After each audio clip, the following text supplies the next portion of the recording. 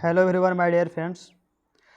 आज मैं एक बार पुनः आप लोग के सामने एक बिल्डिंग प्लान लेकर आया हूँ। इस बिल्डिंग प्लान का जो डायमेंशन है 30 फीट बाई 25 फीट का है।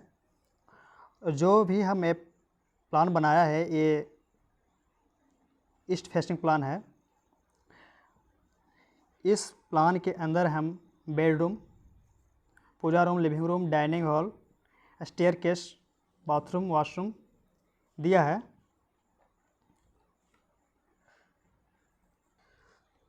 तो हम लोग इस प्लान के ऊपर डिस्कस करेंगे कि हमारा जो बेडरूम है, वॉशरूम है, डाइनिंग हॉल है, किचन है, पूजा रूम है, लिविंग रूम है, स्टेयरकेस है, या जो भी है इनके डायमेंशन है कितनी कितनी है। तो आपका जो यहाँ पे लिखा हुआ है इस प्लान के अंदर जो भी हमारा बेडरूम है, जो भी हैं उनका जो डायमेंशन है जो इस प्रकार से यहाँ पे क्या है लिखा हुआ है। ठीक है, इसको हम बारी बारी से देखेंगे कि बेडरूम, किचन, डाइनिंग हॉल ये सब का डायमेंशन कितना कितना का है। ठीक है, तो हम लोग बेडरूम 1 से स्टार्ट करेंगे कि बेडरूम 1 का जो डायमेंशन है वो कितना है। ठीक है, तो जो आपका बेडरूम 1 है उसका जो डायमेंशन है 11 फीट 6 इंच बाई 10 फीट का है। और बेडरूम 2 जो है आपका उसका भी dimension 11 feet 6 inch by 10 feet का है। ठीक है, तो बेडरूम 1 और बेडरूम 2 का डायमेंशन क्या है, सेम ही है। और इसके बाद जो आपका वॉशरूम है, वॉशरूम जो वॉश और बाथ का जो डायमेंशन है वो आपका 4 फीट 6 इंच बाई 10 फीट का है। जो आपका जो वॉशरूम है, आपको दिखाता हूँ कि वॉशरूम किस साइड है। तो आपका वॉशरूम यहाँ पे है। ठीक है, तो इस वॉशरूम का जो डायमेंशन है कितना है, 4 फीट 6 इंच बाई 10 फीट का है। ठीक है, स्पेसियस वॉशरूम बाथरूम है। ठीक है, और जो आपका किचन है, किचन का जो डायमेंशन है, किचन का जो डायमेंशन है आपको 7 feet 6 inch by 7 feet 6 inch का है। ठीक है, जो कि आपका किचन यहाँ पे है।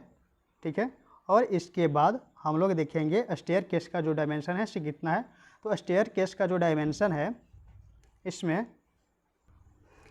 12 फीट बाई 6 फीट का है। अब हम आपको ये दिखाऊंगा कि जो हमारा स्टेयर केस किधर है। तो स्टेयर केस आपको दिख रहा होगा, यहाँ पे स्टेयर केस आपका है। ठीक है, और साथ ही साथ यहाँ पे आपको एक दिख रहा होगा मेन एंट्रेंस आपको है। ठीक है, यहाँ से क्या है, मेन एंट्रेंस इसमें है। इसके बाद हमारा जो लिविंग रूम है, लिविंग रूम का कितना डायमेंशन है वो हम लोग देखेंगे। तो जो हमारा लिविंग रूम है उसका जो डायमेंशन है 11 feet 6 inch by 9 feet 6 inch का है।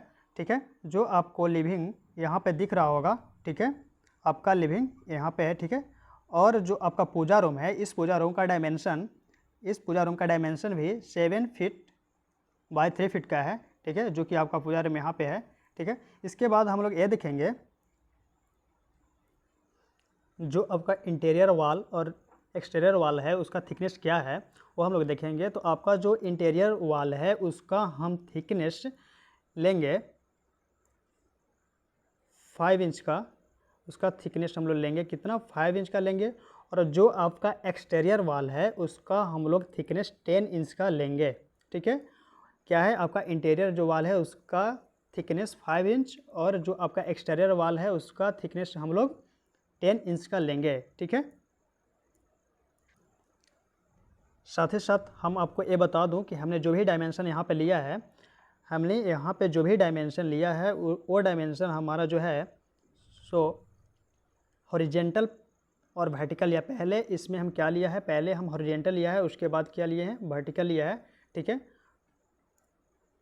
तो आपको इसमें कोई कन्फ्यूजन नहीं होना चाहिए कि हमारा जो फर्स्ट में जो डायमेंशन दिया है वो हॉरिजेंटल है या वर्टिकल है। उसको मैं यहाँ पे एक नोट में लिखा हूँ कि हमारा जो भी डायमेंशन है वो पहले हॉरिजेंटल लिखा है, उसके बाद ही वर्टिकल लिखा है। ठीक है, तो आपको इनमें कोई कन्फ्यूजन नहीं होना है कि ये आगे जो डायमेंशन है वो कौन सा डायमेंशन है और जो इसके बाद जो डायमेंशन लिखा है वो किस तरह का डायमेंशन है। तो हम आपको ये बता दूँ कि जब भी आप डायमेंशन लें तो पहले हॉरिजेंटल लें और उसके बाद वर्टिकल डायमेंशन लें। जैसे कि अगर यहाँ पे दिया हुआ है कितना, बेडरूम का जो डायमेंशन है 11 फीट 6 इंच बाई 10 फीट का है, तो आपको ये लेना होगा कि ये इधर से जो हॉरिजेंटल लाइन है यहाँ से लेकर के यहाँ तक आपका क्या है 11 फीट 6 इंच का डायमेंशन है अंदर अंदर। और हमारा जो 10 फीट है वो हमारा डायमेंशन इस वॉल से लेकर के इस वॉल तक है। ठीक है, तो हम इसको लिए हैं हॉरिजेंटल और इसको क्या दे दिया है, वर्टिकल। ठीक है, उसी को हम यहाँ पे क्या किया है, लिखा है कि note all dimension horizontal vertical. ठीक है, कोई कन्फ्यूजन नहीं है इसमें। ठीक है, थैंक यू।